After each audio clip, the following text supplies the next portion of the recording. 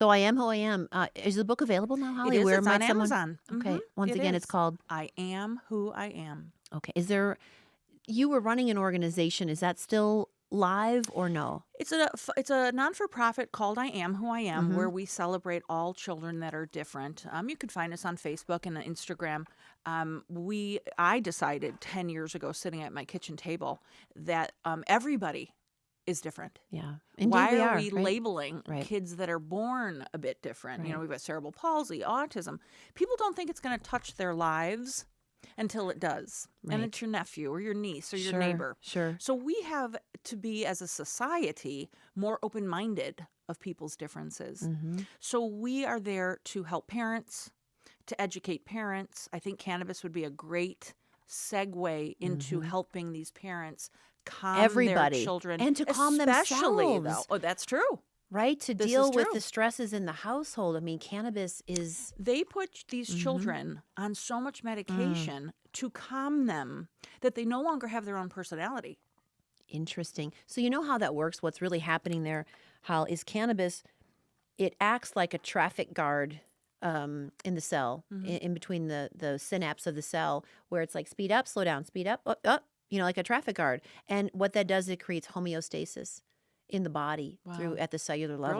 Brilliant. So that's why it helps people with seizures. So overactive, Yeah. stimulated in that cellular and that synapse. And so it's just miraculous. It So really is. I'm curious to see where that's going to go. And maybe, maybe we'll have a voice together on that. Who knows? You got it. Yeah.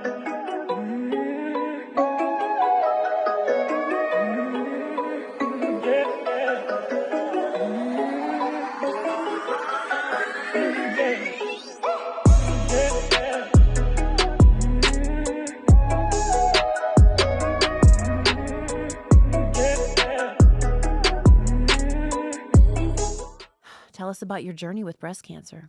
All right. Well, the coolest part was you were with I me. was. You were with me I through was. every single solitary step Yeah. of horrendousness. That phone call that you get is frightening. Yeah. This is a very long story that I will go as quick as possible. We had a friend on the block that had just found out he had ALS. And when I heard those, if the public out there doesn't know, please look that up. It's one of the worst diseases I've ever Yeah. seen in my life. When he told us that, he was such a great friend, it actually boosted me to think we have to live bigger Right. and stronger and brighter. And I gathered up my family and I said, we're going on a family vacation in honor of our friend. That's how this all That's started. right, Holly. I remember that. But Yeah. I also want to acknowledge you for that is who you are. You live so big and so loud and so proud and so in the moment. I really do honor that about you. Thank you. Yeah. And I accept that. Mhm. And I will say Yeah. that this magnified it Of course. tenfold. So we decided to celebrate our family in his honor. And I went to try a bathing suit on, and I saw a dimple in my breast. And thank God for finding that dimple, because if I had not, they said I wouldn't be here today. So I want everybody out there in your audience to please, men as well have the same unfortunate diagnosis as women. Yep. Please check yourselves, look in the mirror. Again, if I didn't honor my friend and didn't try on that bathing suit, I wouldn't be here today. Fast forward, I lost both my girls. I really didn't appreciate them until they were gone. Yeah. Yeah. You took me on some celebratory trips. And the first surgery, I mean, it's horrible, you guys. Nobody wants to be disfigured. No. And you were there. I lost my hair after the second round of chemo. You came to my hospital room and helped me shave my hair. There were so many bumps in that road that I wouldn't wish this upon my worst enemy. But that being said, cannabis helped me. There were days I would sit on the sofa, and literally people would always say, "You'll see the light." I mean, you'll look at your children and you'll want to live.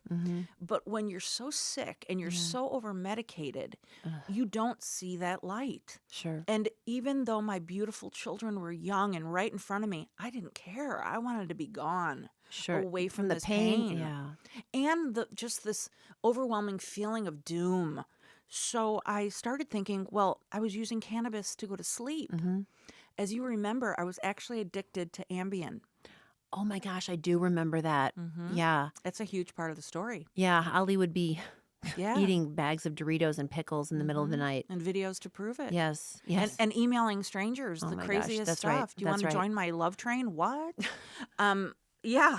So I thought, I'm in trouble. I can't be on this Ambien for the rest of my life. And pain meds. But first it was the Ambien. Yeah, though. right. It started Okay, with Ambien. that's right. So I knew that I had this gift in my bedroom that was helping me go to bed. So if it's helping me go to bed and turn off my brain for a few minutes, then maybe it'll help me get through this darkness. Right. So I was fearful at first, but then it was like, oh my gosh, I have a gift in my drawer and it's going to get me through this day. And it did. God, I love hearing that. It was I love hearing that. incredible. Yeah. And then I started thinking, wait a minute, this could get me through so much more. Sure. And I started to appreciate how much and how to do it and what it was. And I became friends with the people at my dispensary. And just the loving community felt so welcoming. Like Right, you and right. I have talked about how quick doctors are to prescribe meds. 100%. And I had pill pushers for course. 8 years. Yeah. You want this? It's all Sure, they know. take it. It's all Take they it. know. Take Yeah. it. And I was a zombie, walking zombie. Yeah. You know this. So this was an outlet that was magic.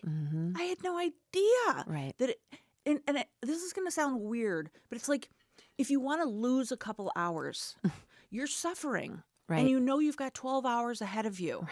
And you have no idea how you're going to get there. Right. This was like a vacation from those 12 hours. I get that. I Yeah. love that.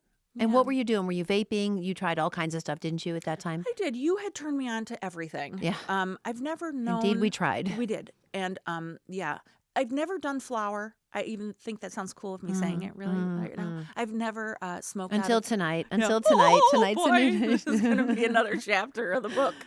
And so I've never done flower. I think that sounds way too cool. But I use my vape pen. You were also trying to be discreet in the home, right? At what point in your journey with cancer and post-cancer did you let the kids know, like, hey guys? Yeah.